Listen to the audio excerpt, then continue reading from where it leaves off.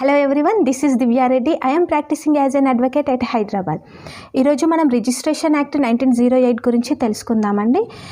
Previous క్లాస్లో registration act 1908 introduction చూసాము. ఈరోజు వచ్చేసి రిజిస్ట్రేషన్ యాక్ట్లో junior civil judge exam point of వ్యూలో ఇంపార్టెంట్ సెక్షన్స్ ఏంటో అవి ఇక్కడ కవర్ చేద్దాము. Okay, as I said there are 15 parts and 93 sections.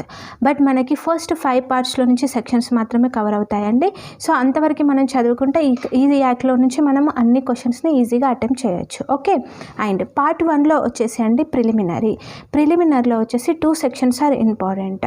One is short title and commencement. Registration act అనేది అండి ఈ మొత్తం ఇండియాకి అప్లికేబుల్ అవుతుంది and its came into force on January 1st, 1909. Okay, and section 2 వచ్చేసి అండి definitions. ఇక్కడ definitions వచ్చేసి చాలా ఉన్నాయి, బట్ మనకు only 2 definitions are very important. అది చూసుకుంటే సరిపోతుందండి. Section 2 of 6 and section 2 of 9. Section 2 of 6 defines immovable property. మీరు ఆల్రెడీ చాలాసార్లు ఇమ్మూవబుల్ ప్రాపర్టీ గురించి విన్నారు. ఇక్కడ రిజిస్ట్రేషన్ యాక్ట్లో కూడా కొన్నిసార్లు ఇమ్మూవబుల్ ప్రాపర్టీ గురించి అడగచ్చు. సో ఒక్కసారి ఆ డెఫినేషన్ చూద్దాం. Okay, and immovable property includes land, buildings, hereditary allowances, right to ways, lights, ferries, fisheries or any other benefits to arise out of land and things attached to the earth are permanently fastened to anything which is attached to the earth but not standing timber, growing crops nor grass. మనకి ఏదైతే land కానివ్వండి, buildings కానివ్వండి, and ఏదైతే ల్యాండ్తో related అయి ఉంటుందో దానిని మనం immovable ప్రాపర్టీగా ఇక్కడ చెప్పొచ్చండి. Okay, and section 2 of 9 movable property. Movable ప్రాపర్టీలో ఏంటండి, ఎక్సెప్ట్ ఇమ్మూవబుల్ ప్రాపర్టీ మొత్తం మూవబుల్ ప్రాపర్టీలో తీసుకోవచ్చు. బట్ మనం అలా సింపుల్గా రాయలేం కదా. సో మూవబుల్ ప్రాపర్టీ డెఫినేషన్ చూడండి. Movable property includes standing timber, growing crops and grass, fruits upon juices in trees and property of every other description except immovable property. Okay, ఏదైతే మనకి ఇమ్మూవబుల్ ప్రాపర్టీలో ఉండదో అండ్ టైంబర్స్ కానివ్వండి, గ్రోయింగ్ గ్రాస్ కానివ్వండి, లేదా juices and trees అలాంటివన్నీ కూడా మనకి immovable ప్రాపర్టీలో వచ్చేస్తుంది.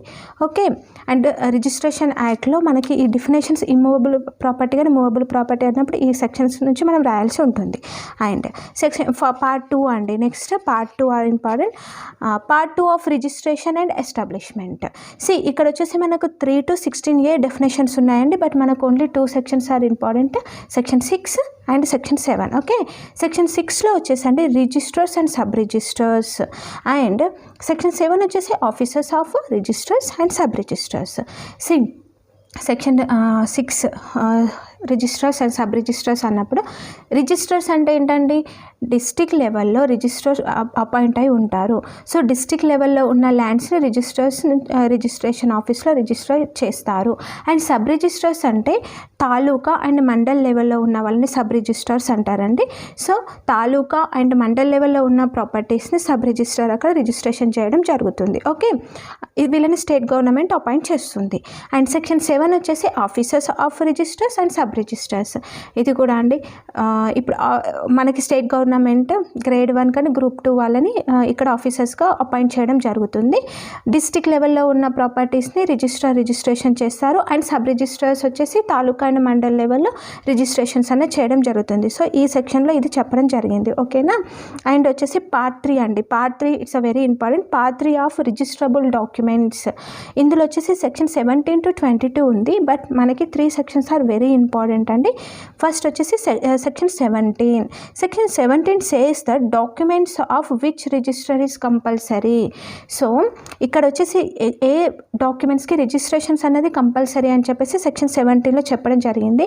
ఇది చాలాసార్లు మెయిన్స్లో అడిగారండి, కాబట్టి మీరు చాలా జాగ్రత్తగా నేర్చుకోండి. ఓకేనా, and section 17, section 18 and section 22A 3 కూడా చాలా ఇంపార్టెంట్. ఇవి రిపీటెడ్గా క్వశ్చన్స్ అడుగుతూ ఉంటారు. Okay, and documents of which registration is compulsory అని అడిగినా కూడా అంటే ఇన్స్ట్రుమెంట్స్ ఆఫ్ రిజిస్ట్రేషన్ కంపల్సరీ అన్నా కూడా మనం సేమ్గా తీసుకోవాలి. ఓకే, అండ్ సెక్షన్ 17లో వచ్చేసి ఏం చెప్తుంది, ఫస్ట్ వచ్చేసి చూడండి, instruments of gift of immovable property. Instruments అని అన్నా కానీ డాక్యుమెంట్స్ అన్నా ఇక్కడ ఒకటే తీసుకోండి. ఏదైనా డాక్యుమెంట్స్ గిఫ్ట్గా చేశారనుకోండి, అది కంపల్సరీగా రిజిస్ట్రేషన్ అవ్వాలి. ఇక్కడ ఏ అనే పర్సన్ బి అనే పర్సన్కి గిఫ్ట్ డీడ్ ఇచ్చారు, గిఫ్ట్ డీడ్ చేశారు, బట్ అది రిజిస్ట్రేషన్ అవ్వలేదు. అప్పుడు అది వ్యాలిడ్ అవుతుందా? నో, అది కంపల్సరీగా రిజిస్ట్రేషన్ అవ్వాలి. అది గిఫ్ట్ కానివ్వండి, సేల్ అవినా, మార్టిగేజ్ అవినా, ఇవన్నీ కూడా మనకి కంపల్సరీగా రిజిస్ట్రేషన్ కావాలి. ఓకే. అండ్ సెక్షన్ బిలో వచ్చేసి అండి, other non testamentary instruments which purport or operate to create, declare as a limit to excuse whether in present or in future any right, title or interest, whether vested or contingent of the value of 100 rupees and upwards or in immovable property. ఏదైనా ఒక property 100 rupees and above ఉంటే కంపల్సరీగా registration అవ్వాలి. So అది ఇక్కడ మనకి below చెప్పడం జరిగింది. ఓకే. అండ్ సెక్షన్ సి చూడండి, non testamentary instruments which acknowledge the receipt or payment of any consideration and account of the creation, declaration, assignment, limitation or extension of which or such right, title or interest. ఇప్పుడు ఏదైనా ఏదైనా cost ఉన్నప్పుడు అది కంపల్సరీగా registration చేసుకోవాలి అని చెప్పేసి ఇక్కడ దీంట్లో చెప్పారు. ఓకేనా. అండ్ సెక్షన్ డి చూడండి, leases of immovable property from year to year or for any term exceeding 1 year or reserving a yearly rent. లీజ్లో వచ్చేసి అండి 1 year అబోవ్ ఏదైతే అగ్రిమెంట్ ఉందో కంపల్సరీగా రిజిస్ట్రేషన్ చేసుకోవాలి, అది ఇక్కడ చెప్పడం జరిగింది. ఓకే.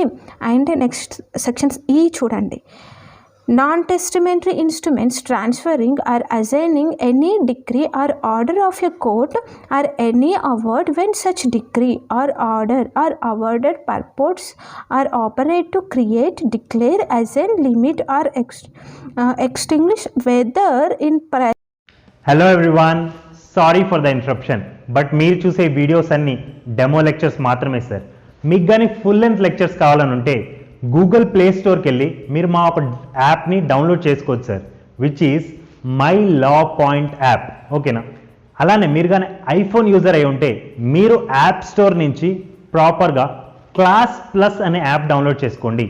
దానిలో మా ఒక ఆర్గనైజేషన్ కోడ్ కానీ మీరు ఎంటర్ చేస్తే విచ్ ఈజ్ KFCQS, ఈ ఆర్గనైజేషన్ కోడ్ ఎంటర్ చేయగానే మా యాప్ మీరు అక్కడి నుంచి కూడా డౌన్లోడ్ చేసుకోవచ్చండి.